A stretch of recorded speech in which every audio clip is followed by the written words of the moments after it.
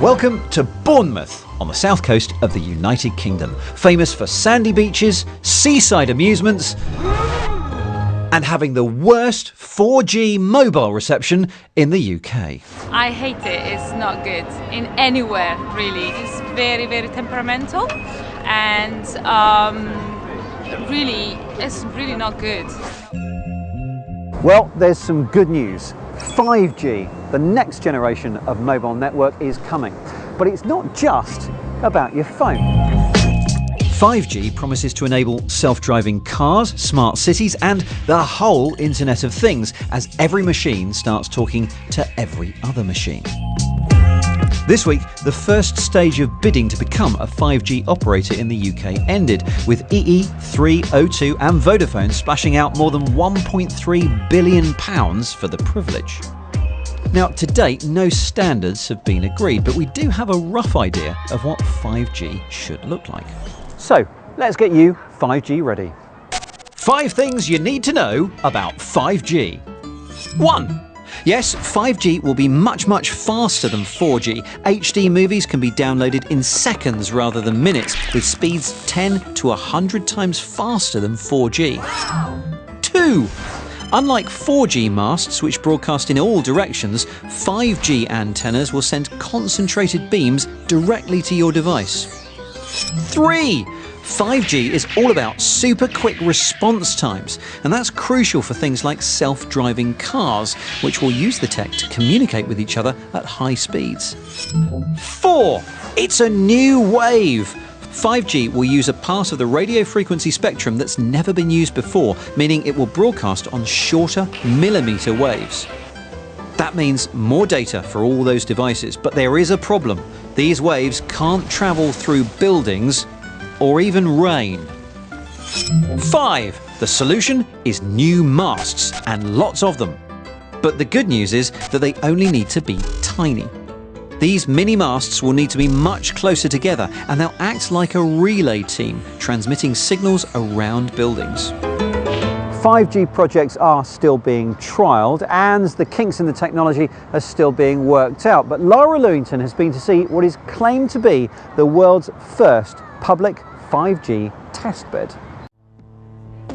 The team here anticipate 5G to be a network of networks, combining the best elements of connectivity we have now with millimetre or extremely high frequency waves, plus the potential to tap into Wi-Fi networks and Li-Fi connections, particularly when we're on the move. Imagine, for instance, that you are having Wi-Fi network or you are having LTE network, 4G network while you are traveling on the train, you go under the tunnel, nothing of this work, and then in the tunnel you install Li-Fi network that we are demonstrating as future of connectivity here. Then actually your connection automatically, without you realizing, in a seamless way, is going to switch from your 4G network or your 5G network to this Li-Fi network. The average person on the street will see 5G as a way to give them a much better smartphone experience. It'll give them faster data connections, lower latency, but it's important to remember that we're right at the start of the 5G journey, and we need to look ahead over the next decade to understand what new applications beyond smartphones will start to appear as the technology matures and becomes more widespread. South Korea, the US, the UAE and China seem to be leading the way with commercial launches expected later this year. But in the meantime, smartphone manufacturers will be working on bringing us the 5G compatible devices that we need for whenever the time comes. That was Lara in Bristol.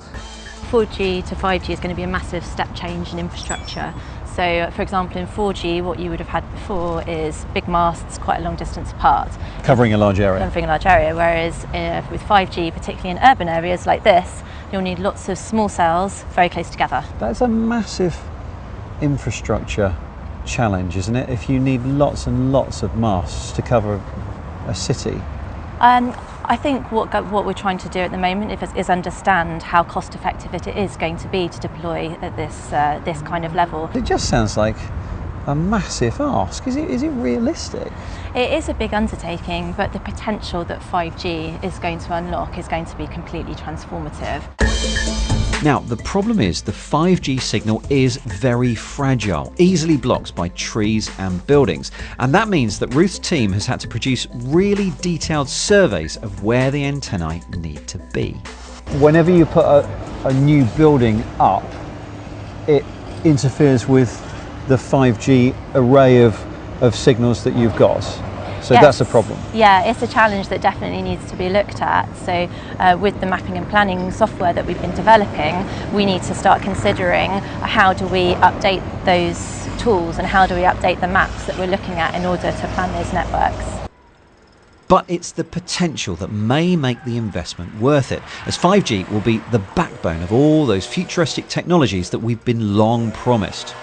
So 5G isn't necessarily about getting better signal on your phone or faster data speeds on your phone. It's about machine-to-machine communication in machines, in advanced manufacturing, in robotics. So it becomes much more about the opportunity 5G will bring around productivity, as well as the ability to deliver services. For 5G to work, serious investment and new infrastructure is needed. So could it be that some cities will be flush with transformative technology while other places will be left behind? I get the sense we might be about to see the beginnings of a new digital divide where some areas have 5G and some areas don't. For example, rural areas where there's a small population, so it just might not be worth it, but does that mean they miss out? Whilst 5G is likely to be rolled out at a millimetre wave level in cities, there's still the opportunity for rural areas to really benefit from 5G in other areas like farming, connected autonomous tractors, for example, and you would need some 5G infrastructure to support that, but you would need something different in a city.